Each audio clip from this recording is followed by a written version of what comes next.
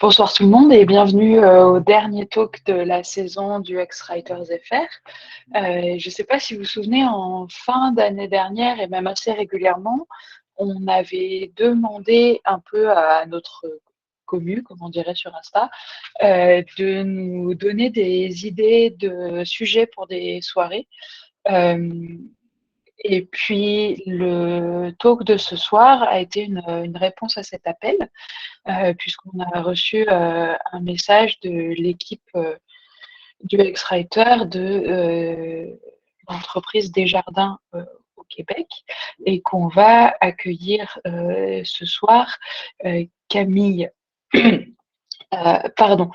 Camille Marsan et Vanessa Laforte, mais je les laisserai se présenter au début de leur présentation. Et ce que je voulais vous dire ce soir, c'est que s'il y a d'autres idées pour faire une thématique, une soirée, d'une présentation plus ou moins longue, nous, on est toujours hyper emballés par les propositions. Donc, n'hésitez pas à nous contacter. Ça se passe bien. Et après, on vous envoie des chocolats.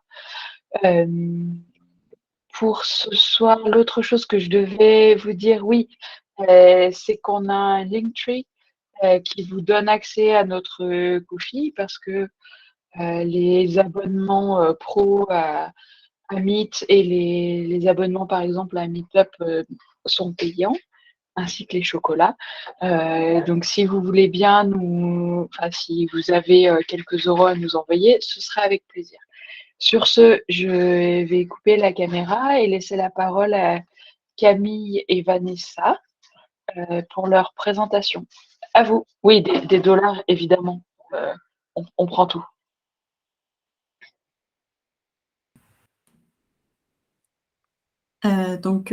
Bonsoir tout le monde, puis bonjour aussi à ceux pour qui c'est plutôt l'heure de milieu de journée, puisqu'on a une bonne audience qui se situe au Québec, puis nous-mêmes, en fait, on est situé au Québec. Je vais tout de suite partager la présentation, puis laisser Vanessa vous faire la petite introduction.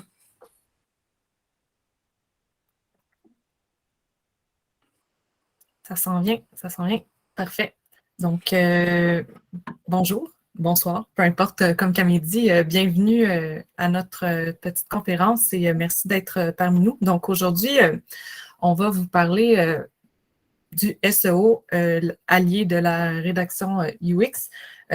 Avant de commencer, juste un petit tour du jour pour que vous sachiez où on s'en va avec cette conférence. Donc, on va commencer par vous glisser quelques mots sur nous et sur Desjardins, histoire que vous sachiez qui vous parle aujourd'hui. Et ensuite, on va aborder en introduction les mythes et la réalité entourant le SEO et la rédaction UX avant de faire un peu de théorie.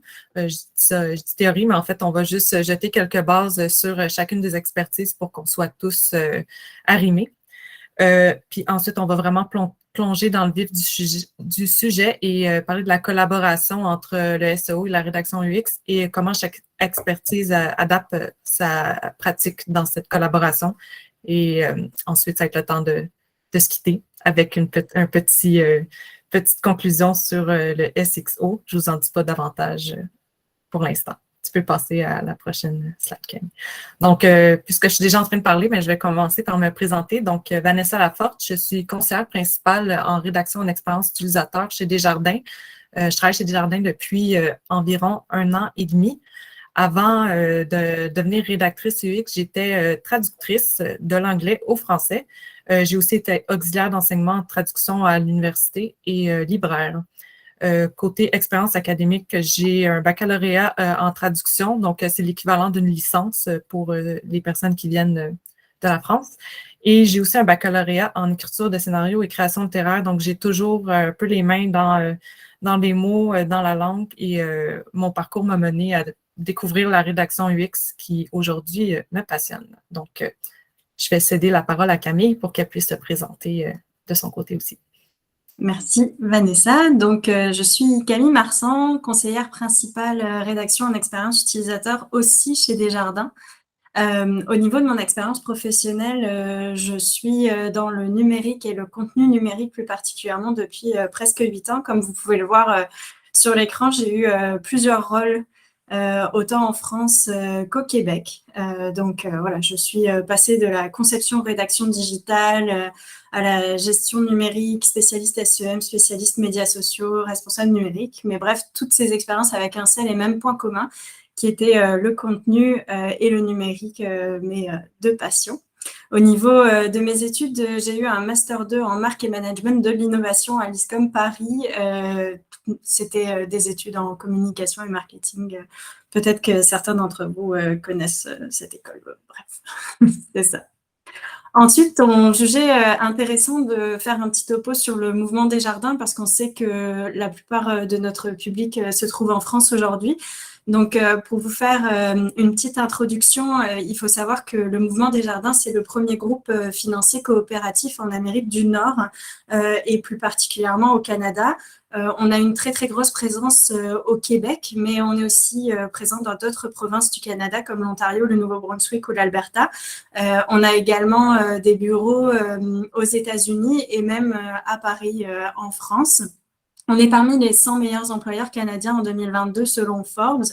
Puis, le mouvement Desjardins, c'est donc un groupe financier qui a plusieurs produits et services pour accompagner les gens tout au long de leur vie financière. Donc, ça va de l'assurance au placement, à l'hypothèque, l'épargne, l'assurance auto, habitation, etc. Puis, notre mission, c'est vraiment contribuer au mieux-être économique et social des personnes et des collectivités. Il faut savoir que le mouvement Desjardins est un fleuron québécois qui est très présent, qui a à cœur d'accompagner ses membres et sa clientèle et d'enrichir la vie des personnes et des communautés. On voit que le mouvement peut sponsoriser de nombreux événements. Puis a aussi une fondation, des bourses pour accompagner les jeunes tout au long de leurs études. Donc voilà, l'objectif c'est d'être premier dans le cœur des gens. Aussi, je vais profiter de ce moment pour parler un petit peu plus précisément de la rédaction UX chez Desjardins. Il faut savoir qu'on est plusieurs équipes à faire de la rédaction en expérience utilisateur au sein du mouvement. L'équipe dont Vanessa et moi on fait partie, c'est une équipe vraiment de rédaction UX informationnelle. Donc, on s'occupe des contenus du site desjardins.com qui a été partagé dans le chat. Donc, si vous vous connectez sur ce site-là, vous allez pouvoir voir tous les contenus qu'on produit. Le but, c'est vraiment d'accompagner nos membres, notre clientèle, puis les différents prospects dans leur découverte du monde financier. Et on va pouvoir rédiger des contenus qui touchent toute notre gamme de produits et services, comme j'ai pu le citer précédemment. Mais d'avoir en tête qu'on fait partie d'une équipe en charge des contenus informationnels, c'est quelque chose d'assez important pour la suite de cette présentation et on reviendra là-dessus tout à l'heure. Il faut savoir donc qu'on travaille avec différentes expertises du numérique. On travaille en escouade dans lesquelles en fait toutes les personnes toutes les expertises numériques sont représentées. On a des spécialistes en expérience utilisateur, des spécialistes en interface utilisateur, donc UI, des traducteurs, traductrices, puis aussi des spécialistes SEO dont la collaboration est le cœur de cette présentation. On a basé notre présentation sur une croyance, en fait, finalement, puis on voulait prendre le temps de revenir là-dessus. Il faut savoir qu'on pense souvent, et à tort, que le SEO et la rédaction UX sont deux mondes complètement opposés, qui ne font pas bon ménage, que le SEO a pour objectif de rédiger pour les moteurs de recherche, alors que la rédaction UX n'a à cœur que les intérêts des utilisateurs et utilisatrices, et que finalement, leurs objectifs sont complètement incompatibles. Mais nous, on s'est demandé, et si en tant que rédacteur et rédactrice en expérience utilisateur, surtout dans notre contexte informationnel, c'était impossible de rédiger des contenus pertinents sans SEO. Si finalement, le SEO faisait partie des intrants non négligeables pour pouvoir rédiger et concevoir des pages qui ont une vraie valeur ajoutée pour nos utilisateurs et utilisatrices. Donc, Vanessa va vous faire un petit peu de théorie maintenant. Oui, de théorie, comme je dis. Donc, tu peux passer à la prochaine slide, Camille. Dans le fond, avant de commencer, on va vraiment juste vous jeter quelques bases à la fois pour la rédaction UX et pour le SEO pour que tout le monde sache un peu de quoi on parle aujourd'hui, peu importe le domaine d'où ils viennent. Donc, faire la rédaction UX informationnelle plus précisément, c'est quoi? Donc, il y a beaucoup de principes de rédaction UX qui se recoupent de rédaction UX générale qui vont s'appliquer à la rédaction UX informationnelle, donc créer des contenus simples, concis, excusez-moi, et inclusifs et accessibles pour bien guider nos utilisateurs et utilisatrices, proposer ces contenus au bon endroit et au bon moment pour aider les internautes à vraiment à accomplir leurs tâches. Et aussi, pour créer ces contenus-là, utiliser des données qualitatives et quantitatives dont on peut penser à des intrants SEO, évidemment, mais aussi des données de cybermétrie comme, par exemple, un taux clic, un nombre de visites de la page, etc. Et aussi des données plus de type qualitatives comme des commentaires qu'on peut récolter de nos membres et notre clientèle dans notre système TNR ou encore des tests qu'on fait au lab UX. Faire la rédaction UX, c'est aussi incarner la personnalité, la voix et le ton de notre marque, donc de Desjardins, à travers tout le parcours numérique pour tisser une relation avec les internautes, puis aussi vraiment que le tout soit cohérent d'un canal à l'autre. Donc, tu peux passer à la prochaine, Camille. Petit flottement. Donc, le SEO, on en parle depuis tantôt. Peut-être que certaines personnes d'entre vous ne savent pas exactement ce que ça veut dire. Donc, qu'est-ce que ça mange en hiver, comme on dit ici, le SEO? En fait, SEO, c'est l'acronyme de l'anglais Search Engine Optimization. Donc, en bon français, on parle de référencement naturel ou d'optimisation pour les moteurs de recherche. Le Grand Dictionnaire terminologique du Québec le définit d'une façon qui est assez simple à comprendre. Donc, il parle de l'ensemble des techniques mises en œuvre pour augmenter la visibilité d'un site web dans les résultats des moteurs de recherche, et ce, sans paiement au clic.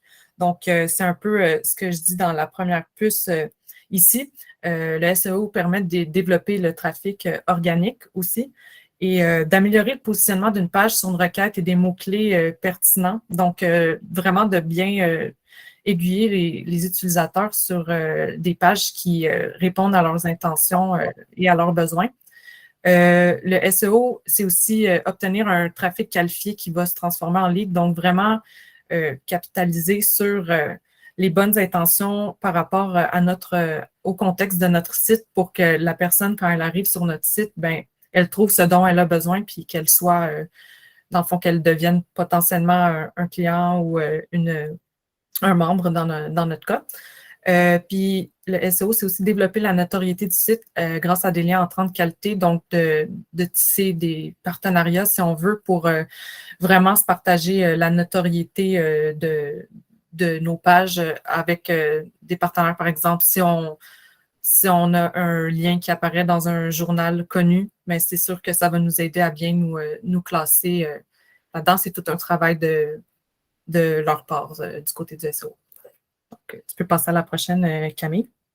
Donc, pourquoi la collaboration entre rédaction UX et SEO est très importante de nos jours? C'est que Google mène la danse, les moteurs de recherche, mais en fait, Google plus en particulier. Ce qu'il faut savoir, c'est que les algorithmes de Google évoluent vraiment rapidement. Donc, ce qui était pertinent, ce qui pouvait nous permettre de bien se classer hier, ce n'est plus vraiment ce qui va nous permettre de bien nous classer aujourd'hui. Donc, par exemple, le keyword stuffing, donc mettre des mots-clés partout sur une page, mais maintenant, c'est plus suffisant pour bien se classer sur Google, puis ça peut même être pénalisant. Donc, maintenant, l'algorithme valorise vraiment l'expérience. Donc, l'expérience touche vraiment la pertinence, la qualité des contenus qu'on va présenter aux internautes, leur satisfaction par rapport à leur visite sur notre site.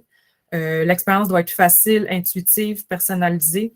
Puis, il y a tout un côté aussi technique qui sert à bien se référencer. C'est avoir un site web qui est réactif, accessible et rapide à charger. Donc, le SEO, il y a un côté contenu, mais aussi un côté techniques autant pour le SEO que pour la rédaction UX. Donc, tout ça, ça nous force à vraiment repenser nos pratiques SEO et de rédaction UX, et c'est ça qu'on va voir au cours des prochaines minutes. À toi, Camille. Tout à fait. Merci, Vanessa. Donc, effectivement, comme on vient de le souligner, Google nous force vraiment à repenser notre pratique. Il faut savoir, par exemple, dans le cas de la rédaction UX traditionnelle, qui va écrire dans un environnement fermé comme une application, un logiciel, un jeu vidéo, ils n'ont pas spécialement à se soucier de la performance de leur contenu sur les moteurs de recherche, contrairement à nous qui sommes des rédacteurs et rédactrices UX informationnels. D'ailleurs, on retrouve cette notion-là dans nos ICP, nos indicateurs de performance. Par exemple, on va vraiment regarder le taux d'impression puis le taux de clic dans les moteurs de recherche. C'est pourquoi le SEO devient un intrant vraiment non négligeable de la rédaction UX informationnelle. Puis comment ça fonctionne, c'est que finalement, on a des objectifs communs, c'est-à-dire que le SEO va vouloir avoir un site qui est performant, qui va bien se classer. Puis nous, en tant que rédacteurs et rédactrices UX, on va vraiment vouloir que nos contenus soient trouvés dans les moteurs de recherche. Donc, qu'on se positionne en haut. Donc, finalement, on voit qu'il y a une vraie interdépendance entre ces deux expertises et puis qu'il y a un équilibre à trouver. Donc, on a vraiment mis en évidence 4 points pour pouvoir finalement trouver cet équilibre qu'on va vous partager. Ce n'est pas spécialement des étapes, c'est plus des points qu'on a pu sortir de notre collaboration au quotidien avec les experts SEO. Donc, le premier point, ça va être de décrypter les besoins des utilisateurs et utilisatrices. Il faut savoir qu'aujourd'hui, 93% des expériences numériques commencent par un moteur de recherche web. Peu importe l'objectif de la personne qui va effectuer sa recherche, que ce soit magasiner, trouver une info pratique, s'informer, apprendre ou même trouver un service près de chez soi, elle va avoir comme premier réflexe, dans 93% des cas, d'aller sur Google. Donc, c'est une porte d'entrée vraiment très importante dont on doit tenir compte quand nous, en tant que rédacteurs et rédactrices UX, on pense nos contenus de nos sites web. Donc, comme je viens de le dire, le SEO devient un intrant non négligeable. Puis, il va falloir qu'on l'analyse de façon à déceler le véritable besoin. C'est-à-dire que c'est à travers les mots-clés, les intentions de recherche, puis toutes les recommandations du SEO qu'on va pouvoir vraiment comprendre notre site, puis comprendre qu'est-ce qu'il cherche et c'est quoi l'action finale qu'il souhaite effectuer. Est-ce que c'est s'informer, apprendre, magasiner? Grâce à tout ça, on va vraiment pouvoir avoir un état des lieux de la situation. Bien sûr, il faut prendre en considération les recommandations en fonction du contexte. Si je prends un exemple qu'on a eu au sein de Desjardins et qu'on va garder tout au long de notre présentation, on a un programme qui s'appelle Ajusto, qui est un programme en fait lié à l'assurance auto où vous avez une application sur votre téléphone qui fait suivre votre conduite pour pouvoir un peu l'évaluer. Puis, c'est comme un petit jeu. Vous allez pouvoir augmenter votre score. Puis, en fonction de l'augmentation de votre score, vous allez obtenir un petit rabais, une prime davantage personnalisée. Puis, dans les recommandations SEO, on voyait qu'il y avait une énorme intention de recherche autour de comment tromper Ajusto.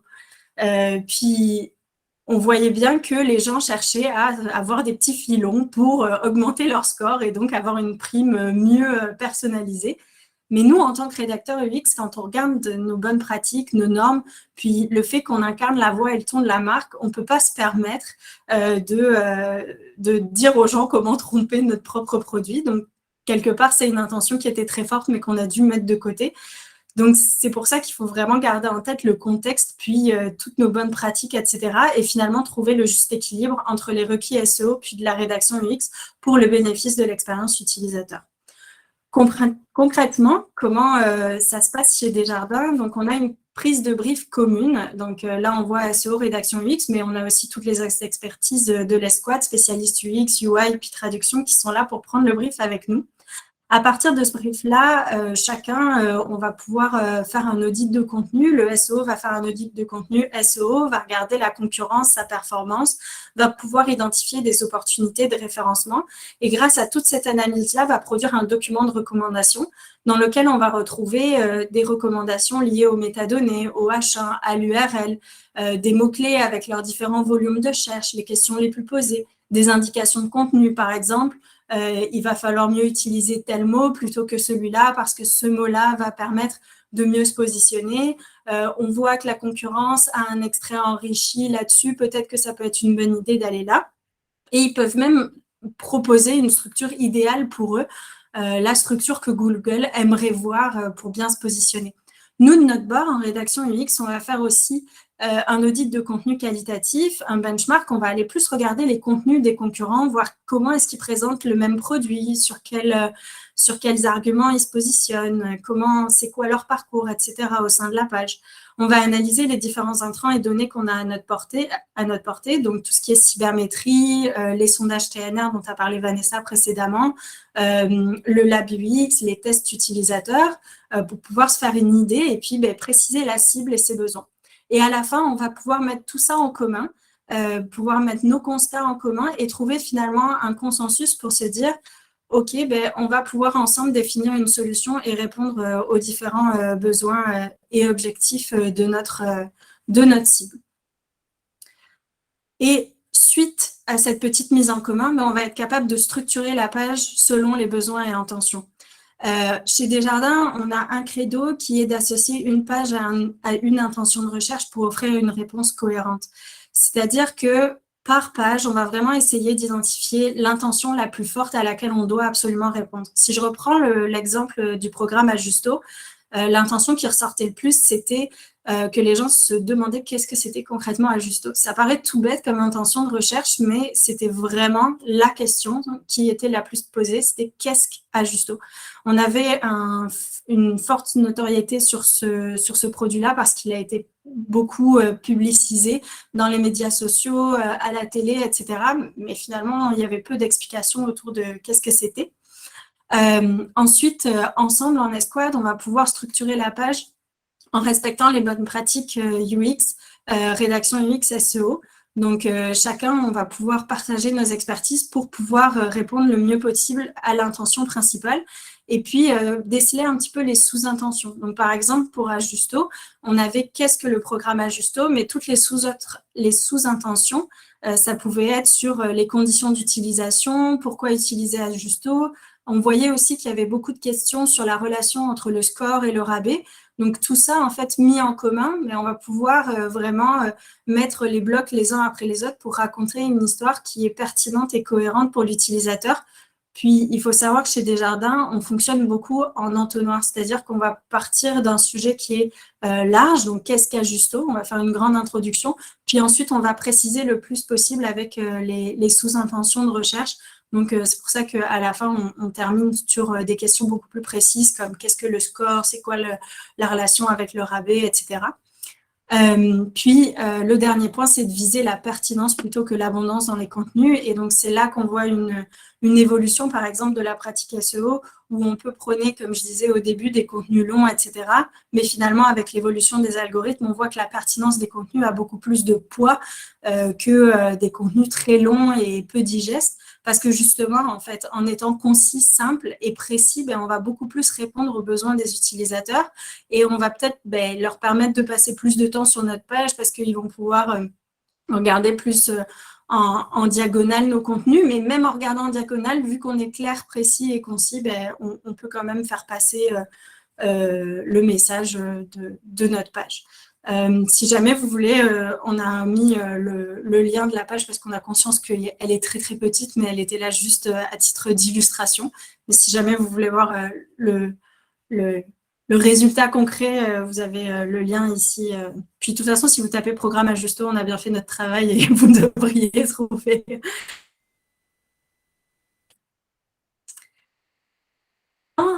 Donc, le SEO va identifier l'intention de recherche principale pour une page donnée. Il va proposer une hiérarchisation idéale des contenus en fonction de l'analyse SEO sur laquelle on va pouvoir se baser avec les autres expertises pour faire une hiérarchisation qui respecte les besoins des utilisateurs et utilisatrices.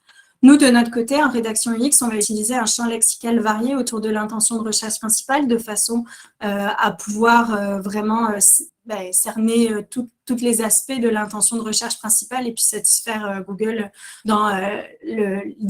avec des contenus riches et variés.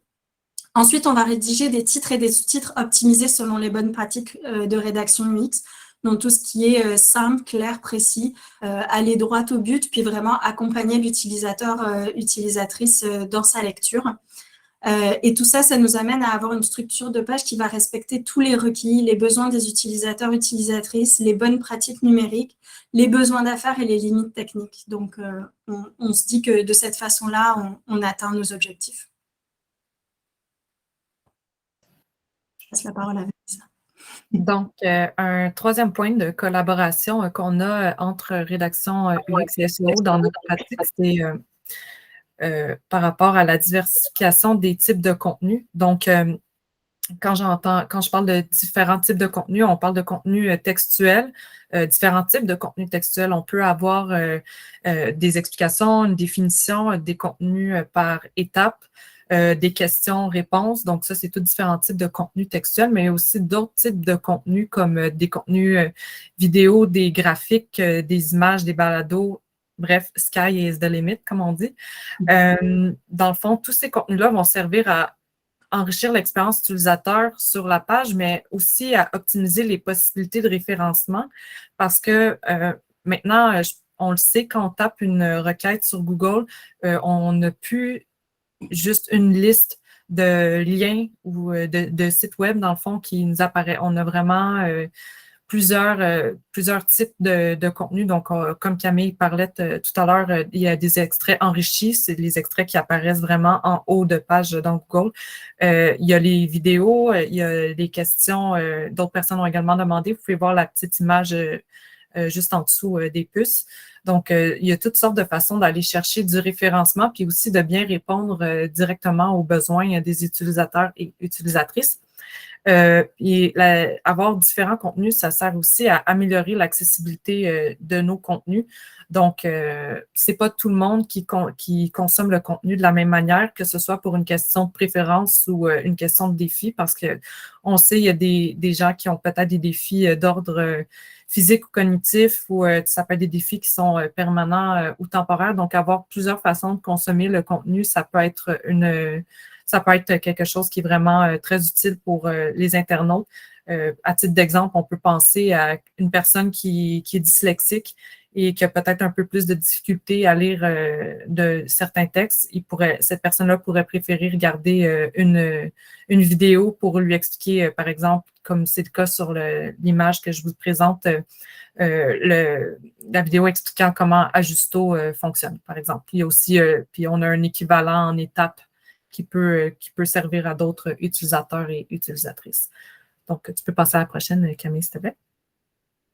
Donc, concrètement, ce que le SEO fait pour la diversification des contenus, ils vont dégager les différentes occasions d'aller chercher du référencement, donc voir est-ce qu'on est capable d'aller chercher un extra enrichi, est-ce qu'il y a des questions pertinentes qui pourraient apparaître sous d'autres personnes ont également demandé, des vidéos, des images qui pourraient être pertinentes. Puis par rapport à ça, il y a aussi toute une notion de données structurées. Donc, je vais faire la petite parenthèse données structurées pour les personnes qui ne savent pas nécessairement c'est quoi, mais dans le fond, une donnée structurée, c'est un bout, en résumé, c'est un bout de code qu'on va mettre dans la page, certains éléments pour lancer un signal à Google, comme par exemple, si on a une question-réponse, il y a une donnée structurée qui existe pour le signaler à Google, voici une fac, voici une question et une réponse que tu peux afficher dans les résultats de recherche. Donc, le SEO va identifier les données structurées qui peuvent être pertinentes pour le contenu. Je vous ai mis, pour les intéressés, le petit lien schema.org que vous pouvez visiter si ça vous intéresse, les données structurées. Mais voilà, j'en dirai pas plus là-dessus, c'est un peu technique. Donc, du côté de la rédaction UX, ce qu'on fait, nous, c'est définir c'est quoi les opportunités qu'on peut saisir en cohérence avec l'expérience. Donc, comme Camille l'a déjà dit, il y a toute une analyse qui doit être faite de notre côté pour pas juste prendre la recommandation puis l'appliquer. Parfois, ça ne fonctionne pas avec ce qu'on veut proposer comme expérience sur la page ou dans le contexte, tout simplement. Puis dans ce qu'on retient, on va tenir compte des bonnes pratiques rédaction UX, SEO et accessibilité, vraiment pour optimiser l'expérience de l'utilisateur et les chances d'être référencé. Puis du côté des données structurées, nous, on ne les met pas nécessairement dans le code nous-mêmes, on fait l'assurance qualité pour s'assurer que c'est le bon contenu qui a été saisi et que c'est le bon contenu qui va s'afficher dans Google dans les résultats de recherche. Donc, tout ça contribue à la conception d'une expérience globale enrichie qui va vraiment profiter à l'ensemble des internautes. Je peux passer à la prochaine, Camille. Un autre point de collaboration qu'on a avec le SEO, c'est l'optimisation d'un parcours. Donc, pour bien répondre aux besoins de nos internautes, on ne pense pas le contenu en fonction d'une seule page, on va vraiment le penser en fonction d'un parcours. Donc, le parcours, ça commence pour nous, ça commence dès la recherche jusqu'à la sortie du site, en passant par toute la navigation qu'il peut avoir sur les différentes pages du site dans les différentes sections. Donc, ça commence par des métadonnées qui vont être parlantes pour les utilisateurs et utilisatrices. Donc, dès le premier coup d'œil, un utilisateur, une utilisatrice qui fait une recherche doit savoir l'utilisateur, l'utilisatrice doit savoir par le titre puis la métadescription, est-ce que cette page répond à mon besoin? Est-ce que ça vaut la peine pour moi de cliquer? Donc, il y a tout ce début-là à prendre en considération. Ensuite, c'est vraiment de définir la tâche à accomplir sur la page. Est-ce que l'internaute veut obtenir une information, avoir des informations de contact ou encore juste, par exemple, faire une soumission sur une assurance. Donc, il y a tout ça à prendre en compte. Puis, il faut aussi tenir compte du parcours sur la page. Donc, comme Camille le mentionnait tout à l'heure, dans la structure de la page et entre les pages, donc avec un maillage interne entre nos pages qui va être pertinent. Donc, comme on peut voir sur ces petites images, très petites, on en a conscience, ça commence sur Google. Ensuite, par exemple, quelqu'un a recherché assurance auto Desjardins, donc pourrait tomber sur la page dédiée à l'assurance auto de Desjardins et pourrait continuer son parcours soit en avoir les protections et tout, ou comme je l'ai illustré ici, en se demandant qu'est-ce que c'est le programme Ajusto, comment je peux avoir un rabais. Donc, voilà. Tu peux passer à la prochaine, Camille. Donc, concrètement, à quoi ça ressemble? Donc, pour le SEO, c'est cibler les mots-clés pertinents pour les métadonnées. Donc, nous indiquer, selon les intentions de recherche, qu'est-ce qui va parler aux utilisateurs et utilisatrices et comment on peut bien les guider vers notre site. C'est de contribuer à définir la place de la page dans le parcours selon les intentions de recherche. Est-ce que cette personne-là est en phase de découverte? Est-ce qu'elle veut de l'information? Est-ce qu'elle veut, comme je l'ai dit tout à l'heure, est-ce qu'elle veut avoir des informations de contact? Bref, nous aider à vraiment cibler le besoin. Et ensuite, c'est de proposer aussi des liens pour le maillage interne et externe. Donc, nous donner des indications de liens qui pourraient être utiles pour le parcours de nos internautes. Donc, des liens qui sont soit sur notre site, donc de thématiques liées ou qui pourraient aider les utilisateurs et utilisatrices à poursuivre leur parcours, ou des liens qui peuvent être externes, par exemple, si on a une page sur l'assurance, est-ce qu'il y aurait quelque chose qui pourrait être utile sur le site du gouvernement du Canada au sujet de l'assurance? Bref, c'est d'utiliser des liens qui ont une bonne notoriété pour faire grandir la notoriété de notre site et nos pages aussi. Et du côté de la rédaction UX, dans le fond, c'est de prendre les recommandations, puis intégrer les mots-clés aux métadonnées pour bien aiguiller les utilisateurs et utilisatrices, tout en gardant en tête le contenu qu'on a vraiment sur la page. Donc, même s'il y a certains mots-clés qui sont très recherchés, mais que finalement, on ne parle pas du tout de ça sur notre page, bien, on va pas les intégrer, c'est sûr. C'est de rédiger le contenu selon les besoins et le type d'intention, donc d'y aller de la plus grande intention de recherche vers des sous-intentions de recherche, essayer de vraiment répondre à tout le monde un peu, tout en gardant en tête c'est qui notre utilisateur ou utilisatrice principale. Et c'est aussi d'évaluer les liens qui sont suggérés, d'intégrer d'en retenir certains pour que ce soit cohérent pour l'expérience, parce que même si une page a une grande notoriété, si ça n'entre pas en cohérence avec l'expérience qu'on propose à nos utilisateurs et utilisatrices, ben, on ne va pas l'intégrer non plus. Donc, dans le fond, l'objectif de tout ça, c'est vraiment de créer un parcours fluide et cohérent pour nos utilisateurs et utilisatrices du début, donc de l'étape de recherche jusqu'à la sortie du site. Voilà, tu peux poursuivre, Camille. Donc, on entame la conclusion. Donc, pour conclure, en fait, on a bien vu à travers ces 4 étapes que on a dû revoir un petit peu nos expertises. Le SEO, de son côté, de vraiment essayer de comprendre la rédaction en expérience utilisateur, puis l'expérience utilisateur, d'essayer de comprendre cette nouvelle tendance et puis comment finalement on peut mieux collaborer ensemble, puis c'est quoi concrètement ce dont on a besoin, nous, en tant que rédacteurs, rédactrices UX, pour mieux écrire nos contenus. Et puis nous, de notre côté, ben, c'est sûr qu'on tient compte du SEO, comme je l'ai dit précédemment, dans notre performance. Si jamais notre site ne se positionne pas bien dans les résultats de recherche, ça impacte tout le monde. Ça impacte autant le SEO que nous. Donc, on est tous responsables du bon positionnement et puis de bien répondre aux utilisateurs et utilisatrices. Donc, comme je l'ai dit précédemment, il y a vraiment une interdépendance entre nos 2 expertises et puis un équilibre à trouver. Et finalement, de cet équilibre naît une nouvelle tendance dont on entend parler un peu partout, qui est le SXO. C'est-à-dire que finalement, on n'optimise plus des pages, mais des expériences au complet. C'est-à-dire qu'avant, peut-être qu'on avait l'objectif d'optimiser une page, on prenait les recos SEO, on essayait de tout améliorer pour bien se positionner, mais finalement, comme l'a dit Vanessa, on essaye de couvrir le parcours de A à Z depuis le point de contact qui est le moteur de recherche jusqu'à la sortie, que ce soit une action, par exemple, d'aller vers des canaux transactionnels, donc l'environnement fermé de Desjardins pour pouvoir finir son action, ou bien de carrément sortir en se disant je suis satisfait, j'ai eu l'info que je cherchais. Donc, cette petite citation de « on n'optimise plus des pages, mais des expériences ». Donc, un petit mot sur le SXO, soit Search Experience Optimization. En fait, le SXO, ce qu'il faut savoir, c'est l'affaire du UX, de la RUX et du SEO, mais pas que.